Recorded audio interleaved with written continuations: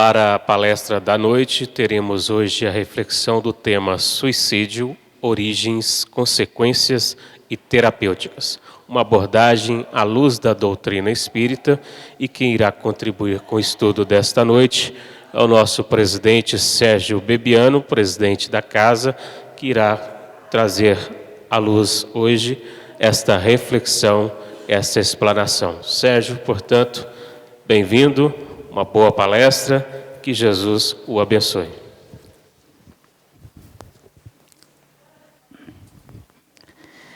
Muito bem, meus queridos e queridas, uma boa noite a todos e a todas. Está muito devagar, vamos de novo. Boa noite, pessoal! Assim que eu gosto, né? Com alegria, vamos agradecer a Deus, nosso Pai, a Jesus, nosso Mestre, por essa oportunidade maravilhosa que Ele concede a cada um de nós estarmos aqui hoje, nessa casa abençoada, nessa casa de paz, nessa casa de amor e de caridade. Aqueles que estão vindo aqui pela primeira vez, meus queridos, também sejam muito bem-vindos. Eu quero cumprimentar também os nossos amigos internautas. E vamos estar falando hoje de um tema muito difícil: suicídio e suas consequências. Um tema realmente complexo, que a espiritualidade amiga tem nos pedido muito para falar sobre esse tema, muito pouco estudado nas casas espíritas, mas que realmente tem trago aí no plano espiritual um grande sofrimento aí, tem trazido um sofrimento muito grande a esses espíritos que cometem esse ato insano contra a própria vida. Bom, meus queridos, eu queria começar aqui, para a gente possa estar falando aqui desse tema, porque para falar de suicídio nós temos que falar de morte, não é verdade? E o que é essa questão, o que é essa morte? O que é essa tão temível morte? E eu estudo muito sobre esse tema, eu estudo muito sobre suicídio, eu estudo muito sobre morte. Eu tenho uma ficção muito grande com relação a isso. Eu estudo bastante, então eu procuro o conhecimento nas obras da codificação kardeciana, nas obras subsidiárias, e tenho estudado muito. E estudando também as obras científicas da ciência médica. E recentemente, depois de tantos estudos, eu descobri uma coisa, recentemente, e eu fiquei apavorado, meus queridos. E eu quero dividir com vocês aqui, em primeira mão, essa minha descoberta. Uma grande maioria, não todos, mas uma grande maioria de nós aqui não sabe o que eu vou falar aqui agora. Uma situação muito difícil. E eu aproveito para pedir para vocês que vocês possam replicar isso para as demais pessoas. Eu descobri que todo mundo aqui vai morrer. Vocês acreditam uma coisa dessa? Verdade, eu descobri, eu li bastante, estudei muito e descobri que todo mundo vai morrer um dia. Mas olha só, meus queridos, nós estamos vivendo como se a gente nunca fosse morrer. Essa é a verdade. Esse é o problema. Vivemos de uma forma como se fôssemos viver eternamente. E pode ter certeza de uma coisa, que esse corpo físico vai morrer um dia. E nós temos que nos preparar para isso, mas de uma forma natural. E aí eu quero começar aqui. A morte é o fim de tudo? Olha só. E a morte, meus queridos, nada mais é do que a simples e natural cessação das atividades orgânicas do corpo físico. Ou seja, o nosso corpo físico ele para de funcionar. No caso da morte natural, ela se dá pelo esgotamento da vitalidade orgânica dos fluidos vitais necessários ao funcionamento das atividades do corpo físico. Tem uma analogia interessante que os amigos espirituais fazem, que é como se fosse uma lâmpada que vai se apagando pela falta de energia elétrica, diferente do suicídio. A morte natural é diferente do suicídio que nós vamos analisar aqui no decorrer do nosso estudo desta noite.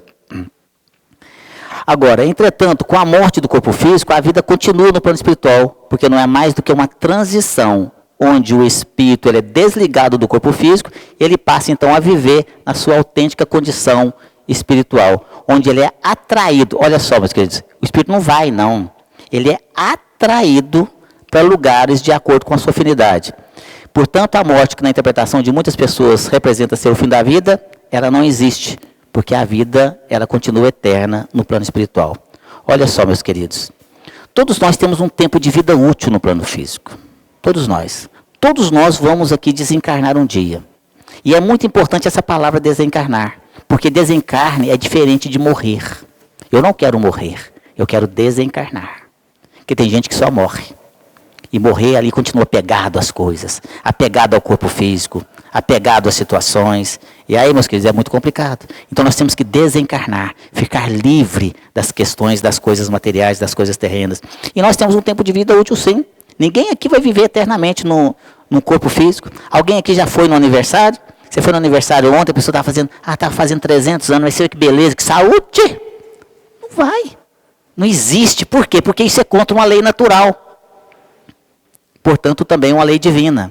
Nós temos um tempo, sim. Nosso corpo ele tem como se fosse uma bateria de pilha, ali dessas de lanterna. E você vai usando, e a bateria vai acabando a carga, até que ela se extingue. Aí a bateria não serve mais, a pilha não serve mais. Tem gente que usa lanterna de dia.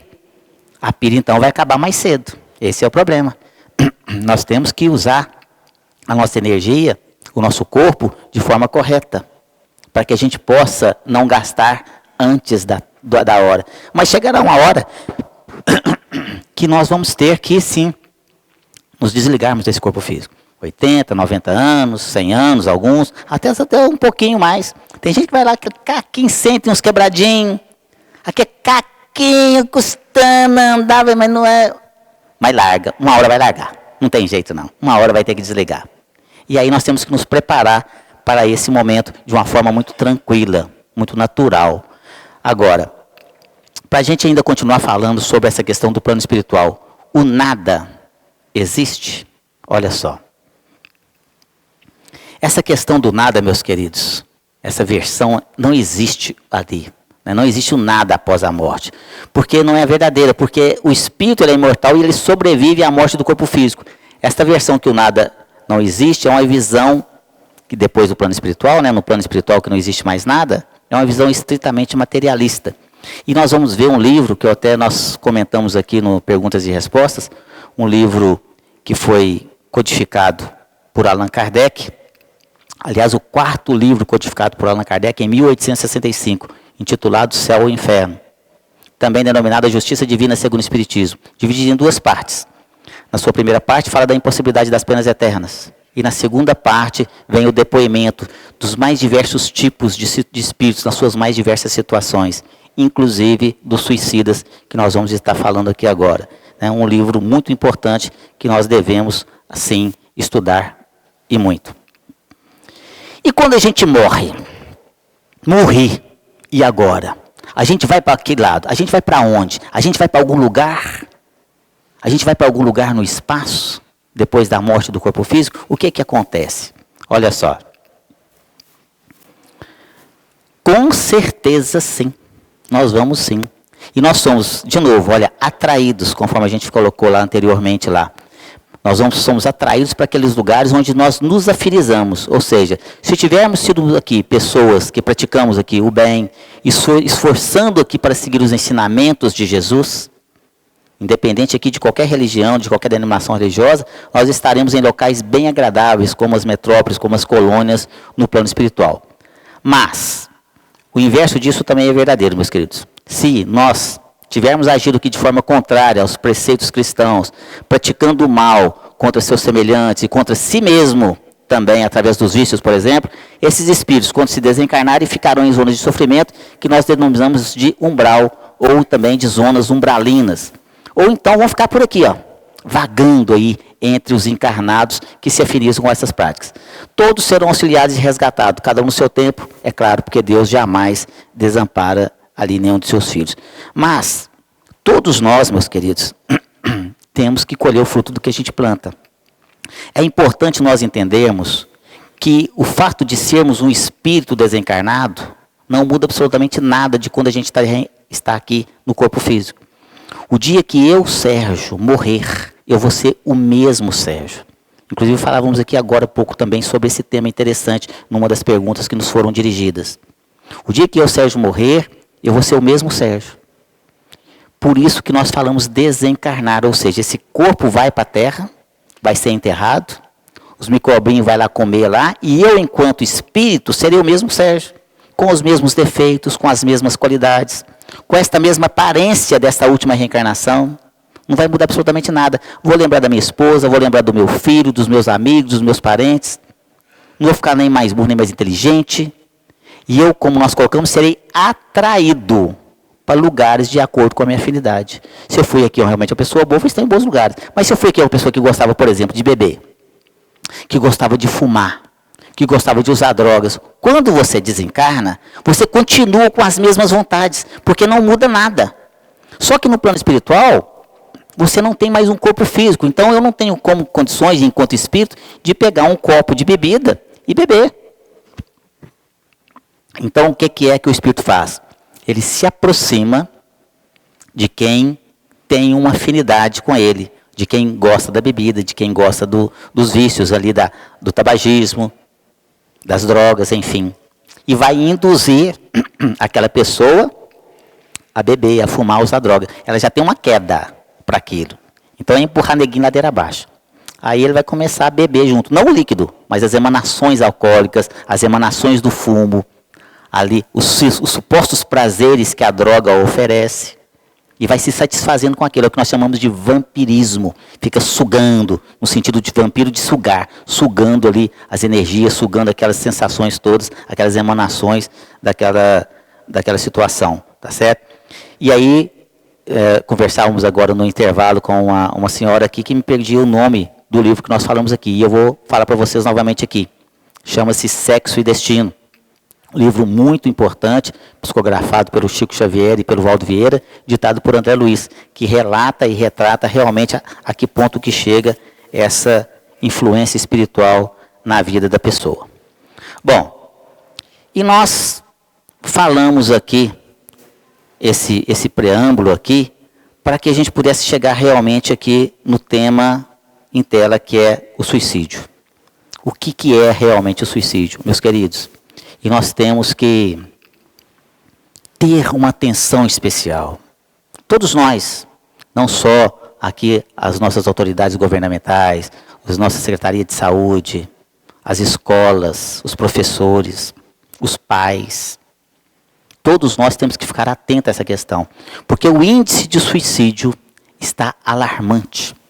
Está alarmante. E o que é suicídio? Olha só. Se nós pegarmos lá no dicionário, está lá assim: suicídio é um crime contra a própria vida. Define-se: dar morte a si mesmo, matar-se, causar a própria ruína. Olha só, causar a própria ruína. Então nós temos que ter uma atenção especial. A espiritualidade amiga tem nos pedido muito para falar sobre esse tema tão importante e que tem preocupado e muito aos trabalhadores no plano espiritual. Eu não sei se vocês têm acesso a essas questões dos números, mas no mundo, no nosso planeta Terra, 800 mil pessoas suicidam a cada ano. Sabiam disso? 800 mil pessoas suicidam por ano. Uma pessoa a cada 40 segundos comete um suicídio. Isso são números reais. Isso daqueles que são realmente classificados como suicídios, porque sabemos que tem muitos outros ainda que acreditam que esse número é muito maior. Tem aqueles que simulam, inclusive, para que não possa aparecer o suicídio. Mas olha só, a cada 40 segundos, meus queridos, uma pessoa suicida aqui no mundo. Só aqui no Brasil, 32 pessoas suicidam por dia, aqui no nosso país. No nosso estado de Minas Gerais, 3 pessoas por dia suicidam aqui no nosso estado. São fontes aqui do Ministério da Saúde, da OMS, né, da CVV, enfim, também lá do Hospital André Luiz. Eu trouxe alguns números para vocês aqui, meus queridos, que são alarmantes. Olha só. Só no nosso estado de Minas Gerais, só aqui no nosso estado de Minas Gerais, em 2016, 1.245 pessoas suicidaram. Dessas 1.245, 999 foram homens e 246 mulheres. Em 2017, 1.425 pessoas suicidaram. Desses, 1.143 foram mulheres e 282 foram homens. Só até agosto, até meados de agosto, foi onde eu fiz essa pesquisa, até o dia 17 de agosto desse ano, 595 pessoas já se suicidaram, só no nosso estado. 465 pessoas, homens, e 130 mulheres. E aí eu trouxe um número alarmante para a nossa cidade, para a nossa cidade. Olha só. Eu vou falar para vocês aqui, em Belo Horizonte, isso somente esse ano até 17 de agosto. Em Belo Horizonte, 36 pessoas suicidaram esse ano. Sabe quantas pessoas suicidaram aqui na nossa cidade? 74. Divinópolis, de todas as cidades de Minas Gerais, está em primeiro lugar. Infelizmente. Nós estamos em primeiro lugar no ranking de suicídios. O Brasil é campeão de suicídios de adolescentes. Então, esse tema, meus queridos, nós temos sim que estudar e estudar muito. Porque, e é importante as pessoas entenderem, a doutrina espírita vem nos explicar isso, porque nós não temos o direito de tirar a nossa própria vida. Nós não temos, meus queridos. E terríveis consequências teremos aí, se assim fizermos, se cometermos esse ato insano. E aí nós temos aí aquele negócio da baleia azul, né? Teve aquela série 13 Razões Por Quê. Agora tem essa questão aí da boneca também, enfim. Então nós temos que ficar atento aos nossos filhos, atento aos nossos amigos, aos nossos familiares, para que possamos ajudar. E olha só, dando sequência, existem categorias diferentes entre os suicidas? Existem suicídios diferentes? Veja bem, nós podemos falar que basicamente nós temos duas categorias de suicidas, ou seja, os suicidas voluntários ou conscientes, ou suicidas involuntários ou inconscientes. E o que significa isso? Veja bem, no caso aqui do suicida involuntário, é aquela pessoa que não tem consciência definida de matar-se. Porém, ela pratica hábitos nocivos, mortais, contra o seu corpo físico, como, por exemplo, os vícios do tabagismo, do alcoolismo, das drogas, aqui. Apesar de ter a informação do mal, não está intencionado em se matar. Alguém já viu alguém aqui acender, que tem o vício do fumo, por exemplo, do tabagismo, acender um cigarro e falar assim, hoje eu estou me suicidando. Já viu? Não fala. Delícia, né? Ou então colocar uma dose de bebida e já falar, beleza, hoje eu morro, só se for de alegria, né? Ninguém ali, ele não quer morrer. Ele não está fumando para se matar, ele não está bebendo para se matar, ele não está usando drogas para se matar, mas ele está se matando, essa é a verdade.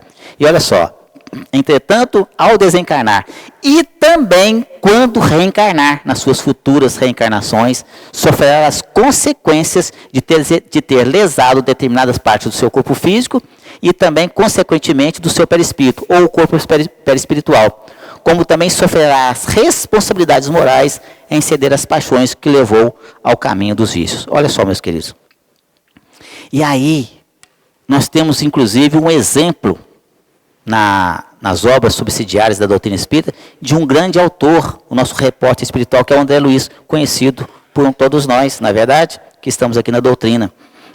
André Luiz, que for aqui um grande renomado médico, ele nos relata isso no seu livro, Nosso Lar, no seu primeiro livro, Nosso Lar. Quem assistiu o filme também vai lembrar dessa passagem. André Luiz ficou durante 8 anos e meio terrenos, nas regiões umbralinas, um sofrimento muito grande. Ministro Clarencio ia lá todos os dias a pedido de sua mãe, né, da mãe de André Luiz, para que pudesse auxiliá-lo. Mas André Luiz não percebia a presença de Ministro Clarencio. Tal a sua diferença de densidade vibracional. E depois de muito sofrimento, 8 anos e meio após isso, ele realmente se arrependeu. E aí, então, ele elevou seus pensamentos no arrependimento sincero.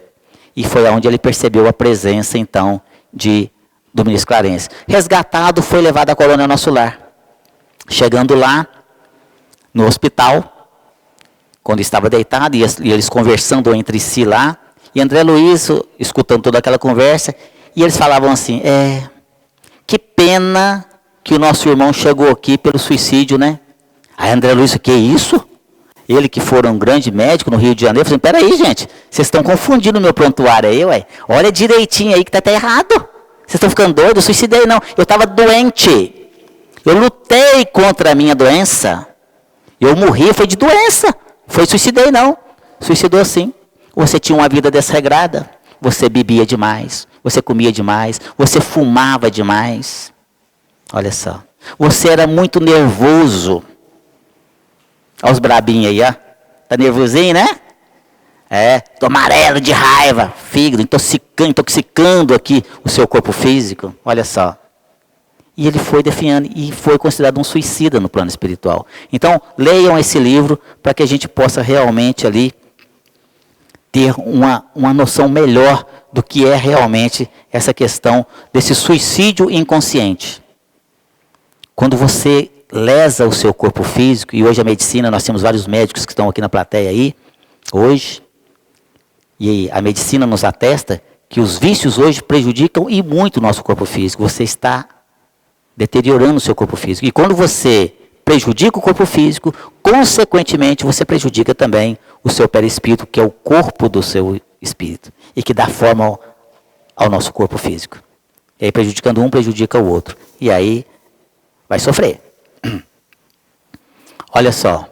E o suicídio consciente, né, ou voluntário? É aquele que a pessoa voluntariamente tira a sua própria vida de maneira violenta, como, por exemplo, atirando em si mesma, enforcando, se jogando sobre as rodas de uma locomotiva, tomando veneno. São muitas formas, infelizmente, não é verdade?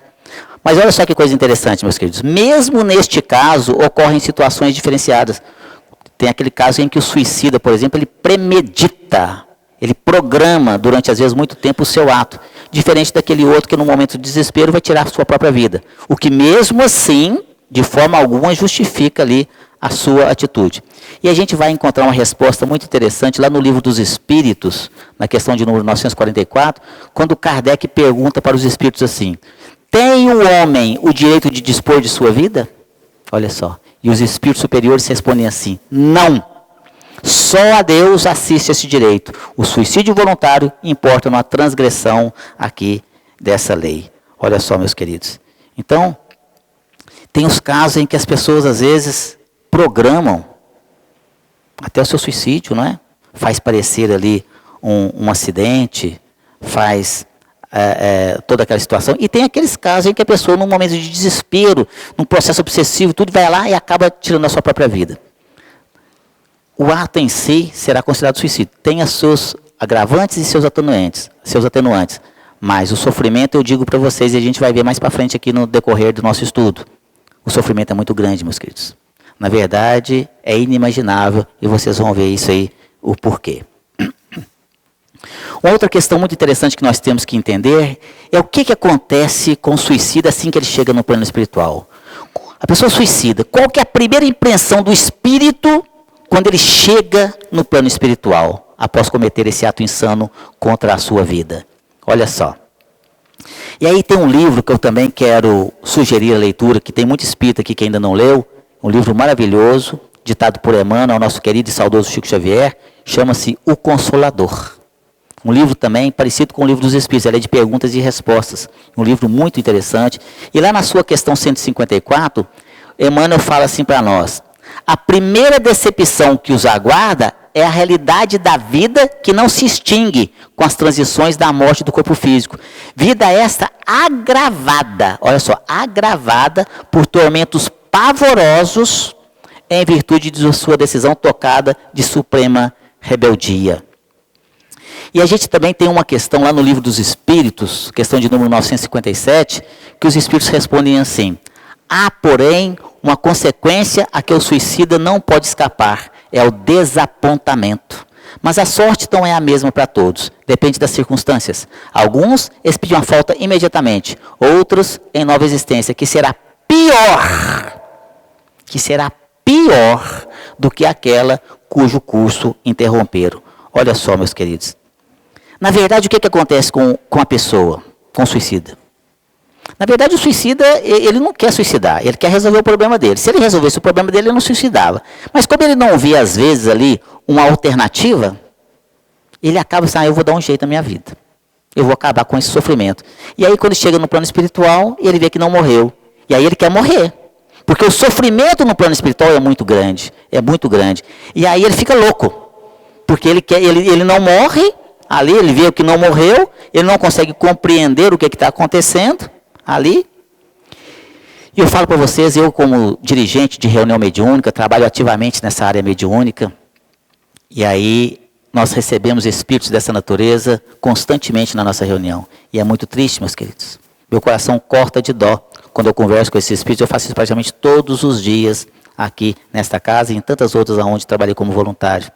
E eles chegam desesperados. Eles pedem para morrer. Eu quero morrer, pelo amor de Deus. Dá um jeito. E pior, sentindo ali as mesmas sensações daquele momento, daquele ato insano contra a própria vida. E aí está lá, aquele que optou pelo enforcamento, por exemplo, ele chega na reunião mediúnica com a corda ainda no pescoço, porque ele está cristalizado mentalmente naquele momento. O médium que recebe aquele espírito sofre muito, porque ele chega lá, ele não consegue, ele está ali naquela situação, não consegue respirar, não consegue entender por que ele não morre, porque ele não está respirando. Olha só como que é interessante. Sentindo aquela situação, e às vezes durante, vai saber quanto tempo. Às vezes dezenas e dezenas de anos ali naquela situação. Às vezes sentindo dores atrozes pelo veneno que ele tomou naquela situação. Ou sentindo, quando ele pula de algum lugar, sentindo aquela queda, segundo após segundo, ele sentindo como se estivesse pulando daquele lugar.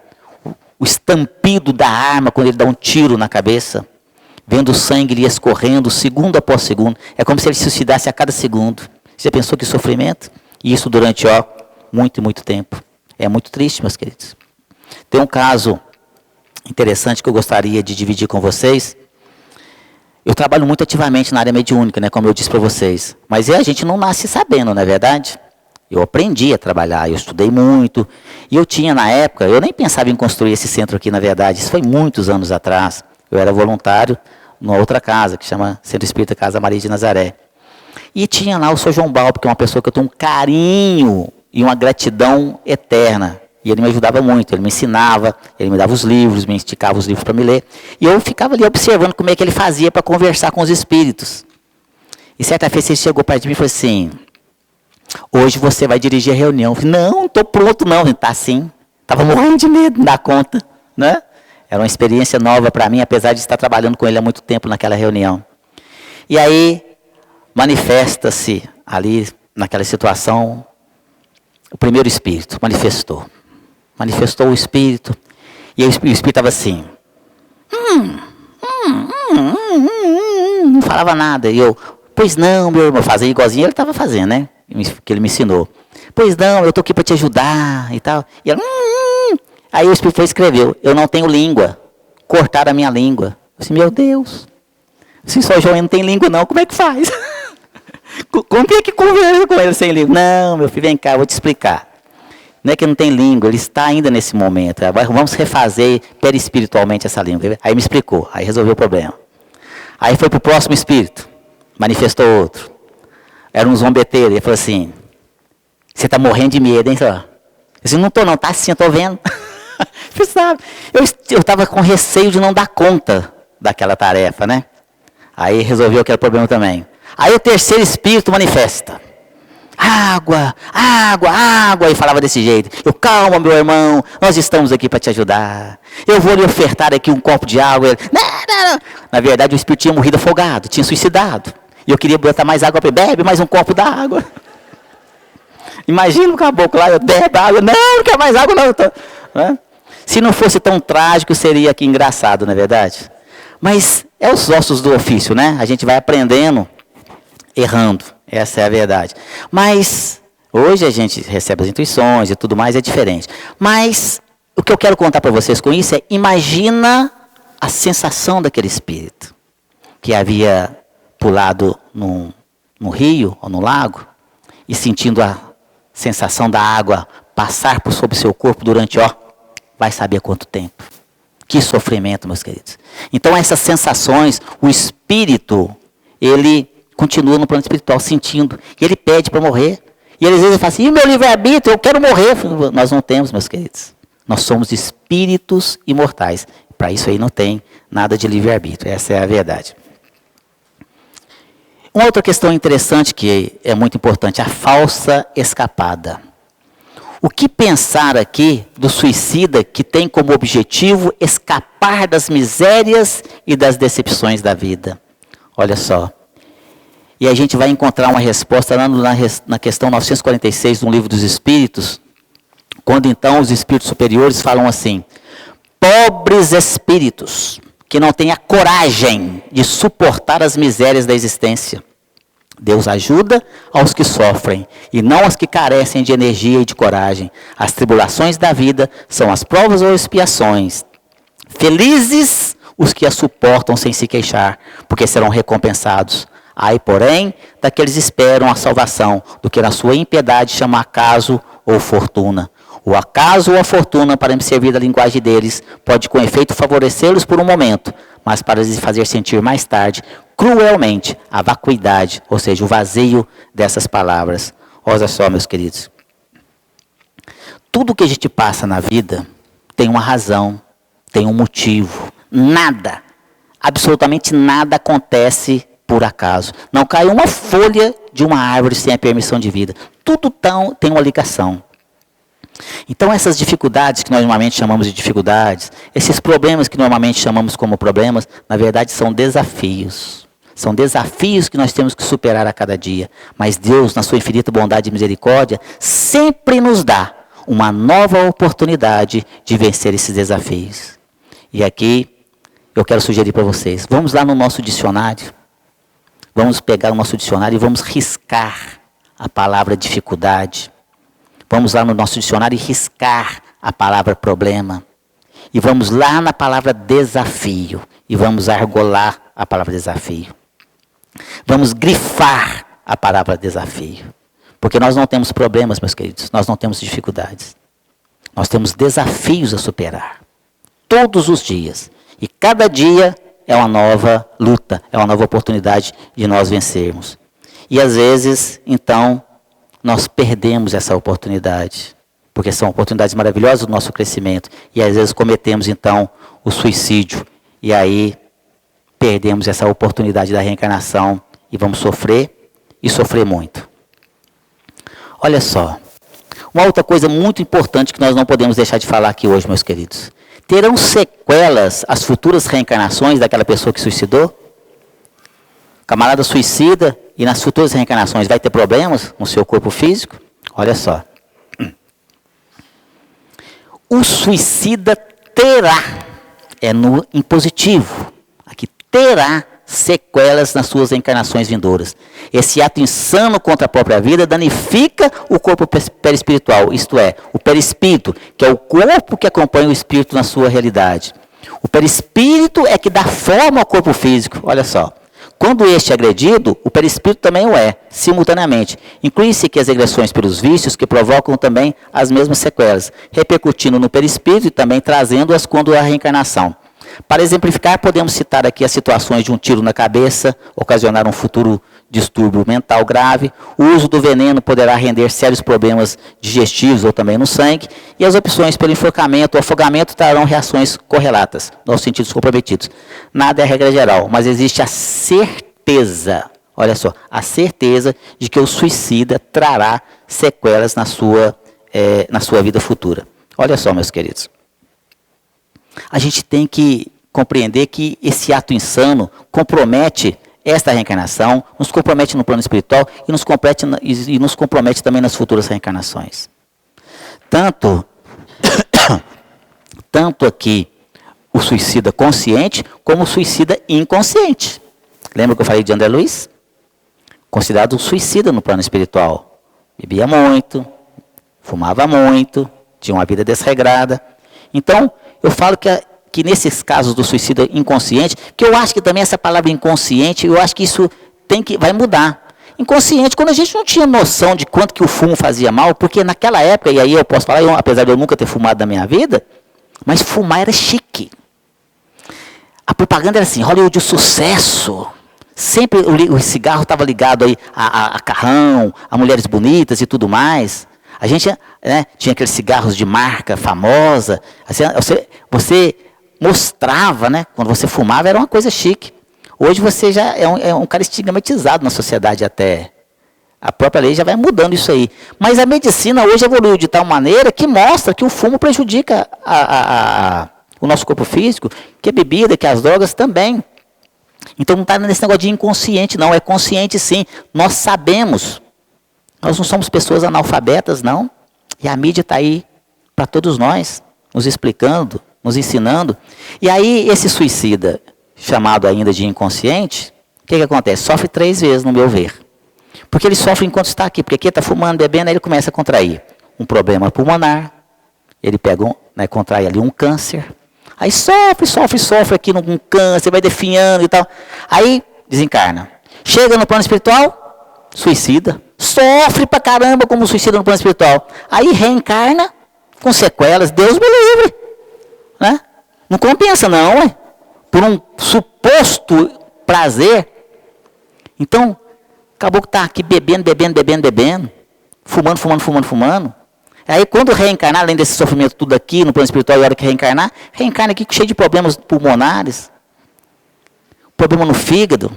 Às vezes nasce uma criança, em tenra idade, com o fígado danificado, ali com, como é que chama aquela doença de quem bebe muito? Do cirrose. Obrigado, queridos. Essa plateia é chique. Aí nasce lá um recém-nascido com cirrose. O médico fala assim, nossa, né? E como é que você explica uma coisa dessa? Ah, não, isso é hereditário. Isso aqui vem do pai e mãe. O pai e mãe bebem? Não. Pai e mãe bebem? Não. Não. Ah, então deve ser dos avós. O avô e a avó bebem? Não, bebe também não. Não. E o bisavô? O bisavô bebia. O bisavô tinha até alambique. Comia garrafa de tiragosto. Né? Olha o dito cujo reencarnando lá. É ele. Hereditário, de uma certa forma, né? É ele mesmo. Então, tem coisas que a medicina nem explica, não consegue. Mas a doutrina espírita vem nos explicar. Então, é muito sofrimento aqui para tão suposto prazer. E olha só. E o suicídio provocado ou suicídio induzido? Veja bem, isso também é muito importante nós entendermos, meus queridos. O que poderá acontecer com aquela pessoa que provoca ou induz a outra pessoa a suicidar-se? Porque tem gente assim, não é verdade? E aí, de novo, nós vamos procurar aqui respostas no Livro dos Espíritos, na questão 946, quando os Espíritos respondem assim, ai deles, responderão como por um assassínio. Olha só. É como se praticasse um homicídio, matasse uma pessoa. Porém, é importante ressaltar que pode parecer que é atenuante para o suicídio, mas nunca será considerado de peso fundamental, porque, na verdade, o desejo de se autoeliminar já existia de maneira inconsciente na mente do suicida. A responsabilidade indireta de outra pessoa poderá ser fator atenuante, mas o ato não deixará de ser caracterizado como um suicídio. Olha só, meus queridos. Atenua? Sim, mas será considerado suicídio a mesma coisa. Mas aquela pessoa que induziu o outro a suicidar, vai ser responsabilizada também. Mas como assim? Como é que a pessoa induz o outro a suicidar? Porque tem gente, meus queridos, que ao invés de elevar as pessoas, ela joga a pessoa para baixo. Só fala de coisa ruim para ela. Ao invés de dar uma injeção de fé, de resignação, de perseverança, de auxiliar, de levar a pessoa numa casa espírita, numa casa religiosa, ao invés disso, ela chega para a pessoa e fala assim, nossa, Deus me livre da sua vida, hein? Ah, não. Nossa, mas sua vida é difícil demais, credo. Ah, não, eu não sei como é que você dá conta. Não, se eu fosse você, eu já tinha me matado há muito tempo. Deus me livre. Que isso? Não, você é guerreiro, viu? Porque eu já tinha dado um tiro na cabeça há muito tempo. Eu já tinha pulado no rio. Como assim? E aí, se a pessoa estiver passando por aquela situação, né? Uma turbulência muito grande, e não tiver um apoio psicológico, a pessoa vai refletir, assim, você sabe que ela tem razão mesmo? Não é? Se a pessoa já está, por exemplo, com uma doença terminal, e às vezes estão passando por situações que ela não vê uma luz no fim do túnel, não tem recurso. Nessa reencarnação, ela vai ter que passar por aquilo. Se ela não tiver o conhecimento da doutrina espírita de que a vida não acaba com a morte do corpo físico, se realmente não existisse nada após a morte do corpo físico, era uma coisa até natural e lógico suicidar mesmo. Hein? Aí a pessoa induz o outro, fala, não vou viver mais isso, então é sofrimento demais, acaba suicidando. E tem gente que ao invés de, não, vamos aqui, vamos orar juntos, eu vou te ajudar, tenha fé, tenha percepção. Não, ao invés de fazer isso, joga a pessoa mais para baixo. Não, minha filha, acaba com esse sofrimento uma vez, Deus me livre. Não compensa viver desse jeito, não. E a pessoa acaba cometendo aí esse ato insano. Vamos encontrar um relato muito interessante, que devido ao nosso curto espaço de tempo aqui, não vou relatá-lo para vocês, mas lá no livro já citado aqui anteriormente, Céu e Inferno, no seu capítulo 2º, na sua parte 2ª, melhor dizendo, no capítulo 5, tem lá o depoimento de Luiz e a pespontadeira de botinas. Vocês vão ver que esse depoimento realmente é muito interessante, que vem bem ao encontro do que a gente está falando aqui. E olha só, o suplício de uma saudade. O que acontece com as pessoas que se matam, esperando encontrar com os entes queridos? Olha só. Porque, na verdade, meus queridos, não é só o que acontece com a gente no dia a dia, como problemas, por exemplo, de saúde, problema financeiro, desgosto pela vida, depressão profunda, angústia e outras mazelas da alma e do corpo, que pode levar ao suicídio. Mas também o apego obsessivo, esse sentimento de posse pelos nossos entes queridos que já desencarnaram. E aí, a pessoa ali na sua revolta, causada pela perda, pela sua suposta perda, no desespero por não achar que vai conseguir viver com a ausência daquele ente querido, e no afã de acreditar no reencontro, o suicida comete esse ato louco. Aí está o grande equívoco, meus queridos. Porque aí nós vamos ver essa situação lá na questão, de novo no Livro dos Espíritos, na questão 956, quando os Espíritos respondem essa questão. E eles falam assim: muito diverso do que esperam é o resultado que colhem. Em vez de se reunirem ao que era objeto de suas afeições, deles se afastam por longo tempo, porque não é possível que Deus recompense um ato de covardia e o insulto que lhe fazem com duvidarem de sua providência. Pagarão esse instante de loucura com aflições maiores do que as que pensaram abreviar, e não terão, para compensá-las, a satisfação que esperavam. Então, longe de você encontrar com seu ente querido, longe dele você vai estar, além de um sofrimento realmente muito grande. E aí a gente vê essa questão da resignação. A pessoa desencarna, e aí naquela situação toda, eu não vou aguentar viver sem meu marido, sem minha esposa, sem meu pai, sem minha mãe, sem meu filho. E aí naquele afã, naquela ansiedade de reencontrar com o ente querido que está no plano espiritual, a pessoa diz: eu vou me suicidar e eu encontro com ele. Lê do engano. Muito diverso disso é o que vai acontecer, porque na verdade vai estar aí muito mais distante dele. Essa é a verdade, meus queridos. E aí a pessoa fica lá nos velórios, chorando em cima de um caixão, se debruçando. E aí eu quero aproveitar a oportunidade para sugerir uma palestra também da nossa autoria, que se chama Velório na Hora do Adeus. Depois, quando tiverem tempo, assistam, está lá no nosso site aí, no YouTube, Velório na Hora do Adeus. A gente retrata de uma forma muito interessante o que acontece nessa questão do velório, na hora do enterro, depois do enterro, como que nós devemos nos comportar, enfim, todas essas questões. E olha só, meus queridos, a ajuda fraterna. Como nesse caso que nós devemos ajudar uma pessoa que diz que pretende suicidar? Às vezes a pessoa manifesta essa vontade, comenta com a gente, como que a gente deve ajudar, como que a gente pode auxiliar aqui essas pessoas. E aí eu falo para vocês, todos os recursos disponíveis deverão ser utilizados. A psicologia é de grande auxílio, e em alguns casos também a psiquiatria poderá ser uma excelente terapia, mas é de fundamental importância o conhecimento da doutrina espírita, que será sempre o antídoto perfeito contra o suicídio, fortalecendo no homem a ideia de Deus e mostrando que a vida aqui não tem fim.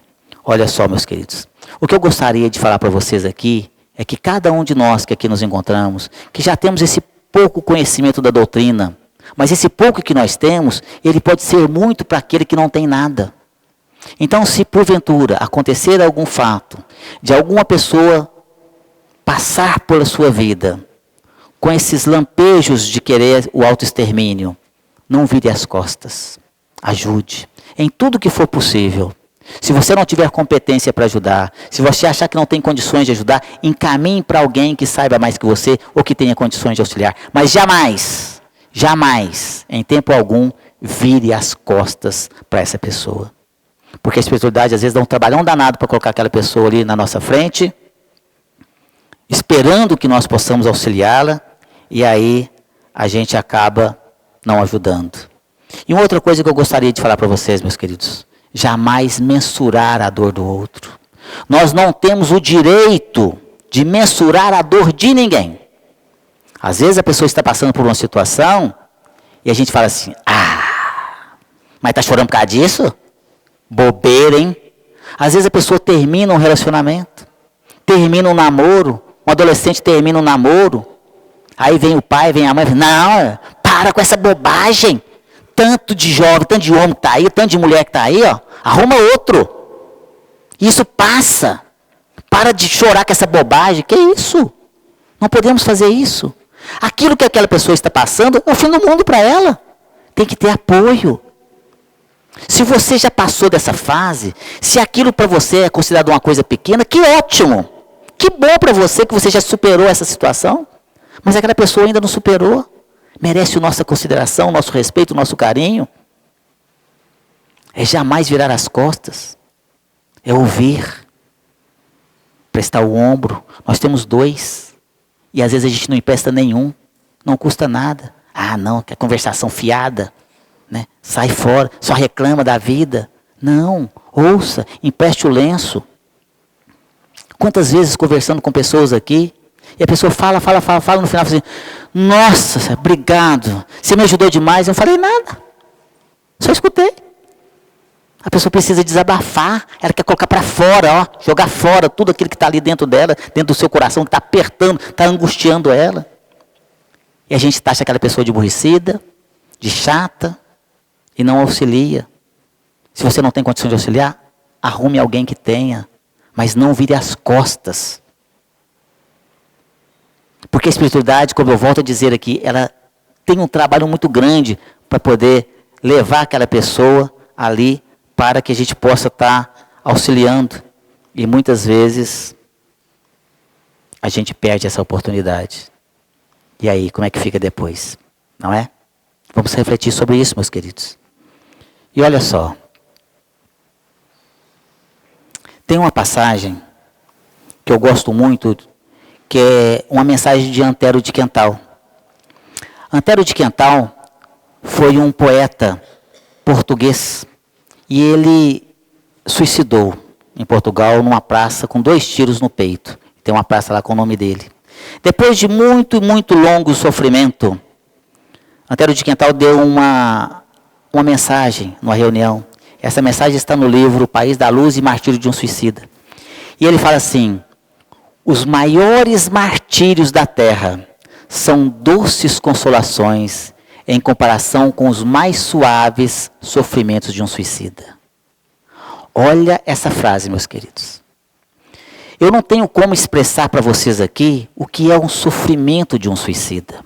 Eu não tenho palavras. Eu não conheço palavras no nosso dicionário para falar para você: o sofrimento de um suicida é assim. Eu não conheço. Eu sei que é muito. Por quê? Porque olha só. Imagina a pior coisa que pode acontecer com você na face da terra. A pior desgraça desse mundo. A pior coisa da face da terra. Isso é uma doce consolação se compararmos ao mais suave sofrimento de um suicida. Então eu não sei o que é um sofrimento de um suicida. Eu sei que é muita coisa. Eu sei que é muito ruim. Olha só, meus queridos. É fato que todos nós passamos aqui pelos nossos problemas, pelas nossas dificuldades. Mas eu volto a dizer, são desafios. Mas mesmo passando pelas mais diversas situações, pelas mais dificuldades aqui, as provas mais complicadas, pelas expiações mais difíceis na nossa vida, ainda tem gente que está passando por situações muito piores do que a nossa. Tem pessoas que estão passando, que não têm sequer o mínimo necessário para sobreviver. Que depende da caridade de outras pessoas, da boa vontade e do bom coração de outras pessoas, para poder sobreviver. Nem é viver, é sobreviver. Então, meus queridos, eu queria aqui, finalizando já a nossa apresentação, passar para vocês uns slides. São cenas muito fortes, mas é a realidade do que acontece aqui no nosso planeta Terra. Então eu quero pedir para vocês que abram aqui não só as suas mentes, mas principalmente os seus corações, para que possamos refletir sobre essas imagens colocá-las dentro do nosso lar. O que acontece conosco?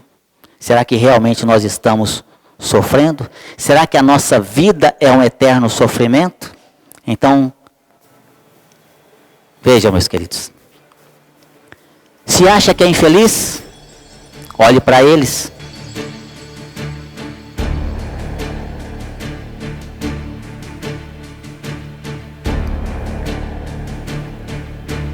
Se acha que seu salário é baixo, que tal dela?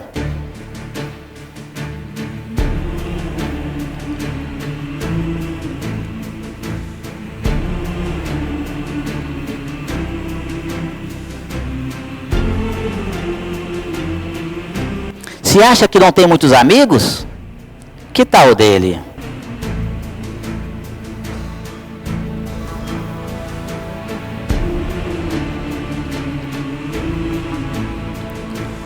Quando pensar em desistir, pense neste homem.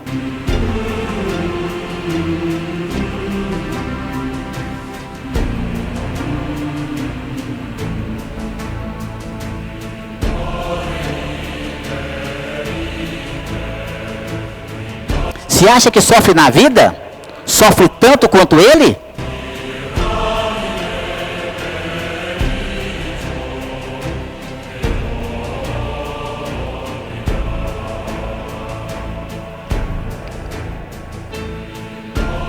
Se reclama sobre o seu sistema de transporte, que tal deles?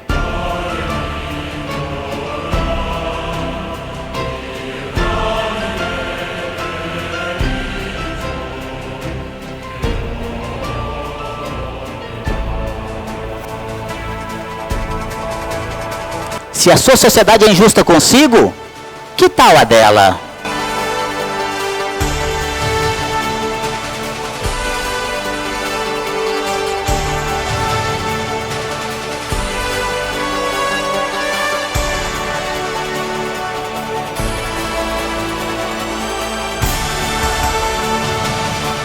Estudar te chateia? A eles, com certeza não.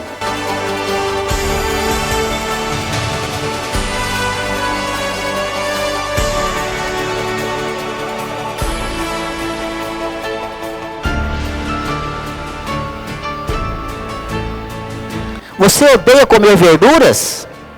Eles morrem é de fome.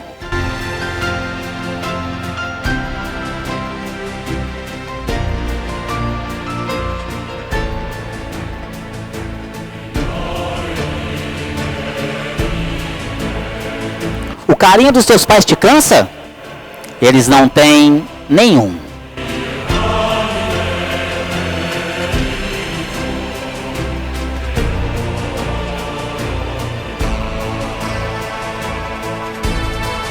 Você está enjoado dos mesmos jogos? Eles não têm nenhuma opção.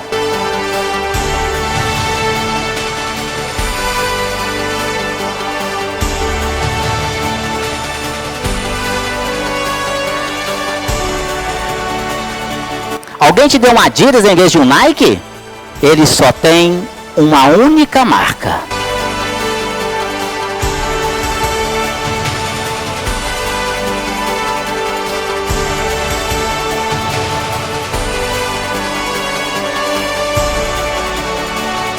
Você não está agradecido por uma cama para dormir? Eles gostariam de nunca mais acordar.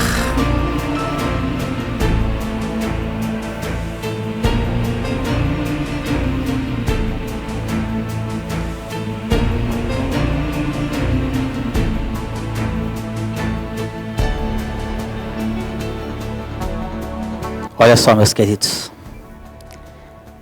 Será que depois disso tudo, a gente tem o que reclamar da nossa vida? Nós podemos reclamar da nossa vida? Eu respondo para vocês. Nós somos indignos de reclamar da nossa vida. Temos que agradecer todos os dias pela nossa vida. Eu quero crer, espero e peço a Deus que todos nós, quando sairmos desta casa abençoada, possamos estar retornando aos nossos lares. e não para debaixo de uma ponte nem de um viaduto. Que possamos chegar ao nosso lar, que não seja uma casa própria, mas que tenha um teto que nos acolhe. Teremos lá poder tomar um banho, trocar uma roupa, colocar um pijaminha. Teremos lá a nossa refeição, talvez não o manjar dos deuses da antiga Grécia, mas teremos o nosso arrozinho com feijão, o nosso macarrãozinho. Temos a nossa família que nos espera. Talvez não aquela família maravilhosa, mas temos um lar e tem uma família. E tem pessoas que não têm isso, meus queridos. É fato que todos nós temos a nossa cruz, mas ela não é mais pesada do que a gente tem condições de carregar. Porque Deus é bom, e Deus é misericordioso, e Deus é muito bondoso, meus queridos. Então, quando pensarmos em desistir, vamos pensar nessas pessoas que estão passando por situações muito difíceis. Mas Deus, meus queridos, jamais nos desampara. Deus jamais nos abandona. Deus está atento às nossas necessidades. E eu quero finalizar aqui com uma mensagem para vocês, meus queridos. De uma pessoa maravilhosa. Rubens Costa Romanelli. Ele que fora aqui um grande escritor divinopolitano e foi morar em Belo Horizonte, escreveu vários livros. Dentre eles, o seu primeiro livro, chamado O Primado de um Espírito. E ele, na sua lição primeira, a lição intitulada Quando? Então, meus queridos, quando acharmos que essas coisas estão difíceis, vamos nos lembrar desta lição que o nosso querido Rubens Costa Romanelli nos deixou e nos presenteou. Filho meu, quando nas horas de íntimo desgosto, o desalento te invadir a alma e as lágrimas te aflorarem aos olhos, busca-me. Eu sou aquele que sabe sufocar-te o pranto e estancar-te as lágrimas. E quando te julgares incompreendido dos que te circundam, e vires que em torno a indiferença recrudesce, acerca-te de mim. Eu sou a luz, sob cujos raios se aclaram a pureza de tuas intenções e a nobreza de teus sentimentos. E quando se extinguir o ânimo para rostares as vicissitudes da vida, e te achares na iminência de desfalecer, chama-me. Eu sou a força, capaz de remover-te as pedras dos caminhos e sobrepor-te às adversidades do mundo. E quando inclementes te açoitar os vendavais da sorte, e já não souberes onde reclinar a cabeça, corre para junto de mim. Eu sou o refúgio, em cujo seio encontrarás guarida para o teu corpo e tranquilidade para o teu espírito. E quando te faltar a calma, nos momentos de maior aflição, e te consideres incapaz de conservar a serenidade de espírito, invoca-me. Eu sou a paciência, que te faz vencer os transes mais dolorosos e triunfar das situações mais difíceis. E quando te debateres nos paroxismos da dor, e tiveres a alma ulcerada pelos abrolhos dos caminhos, grita por mim.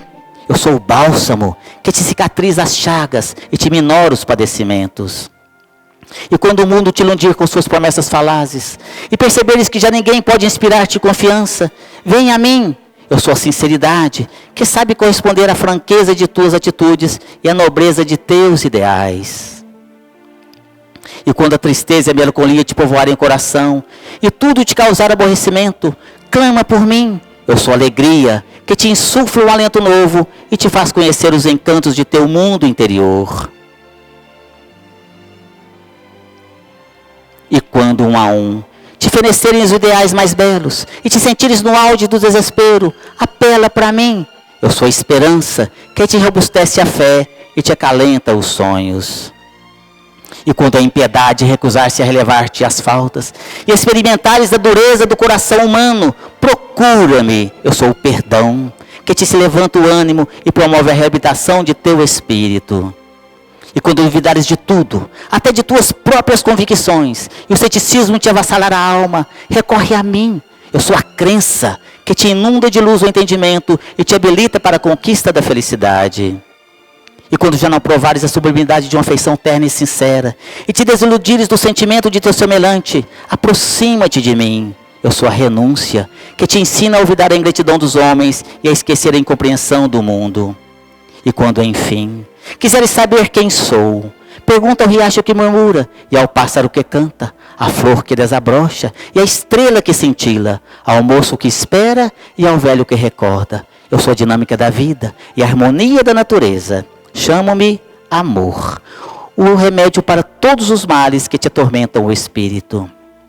Estende-me, pois, a tua mão, ó alma, filha de minha alma, que eu te conduzirei nas sequências de esses deslumbramentos, às serenas mansões do finito, sob a luz brilhante da eternidade. Olha só, meus queridos.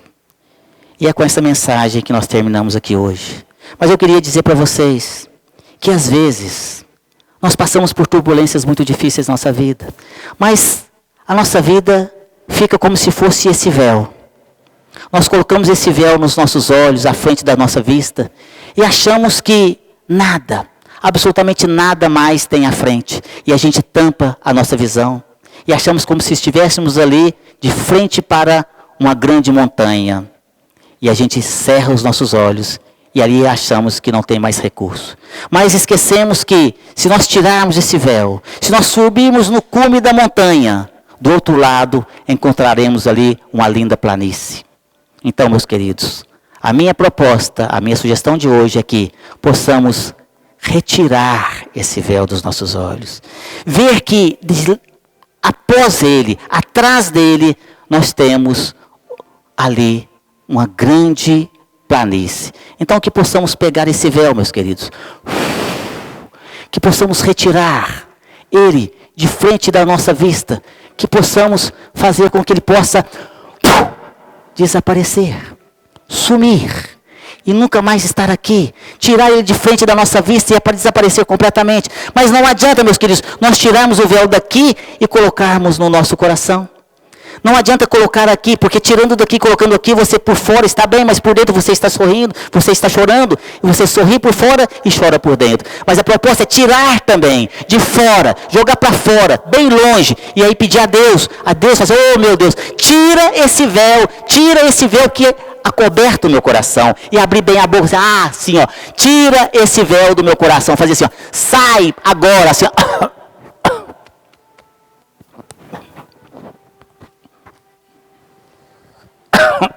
E jogar ele para bem longe. Que Jesus abençoe a todos vocês. Muita paz, muita alegria. Obrigado, meus queridos. Muita paz a vocês.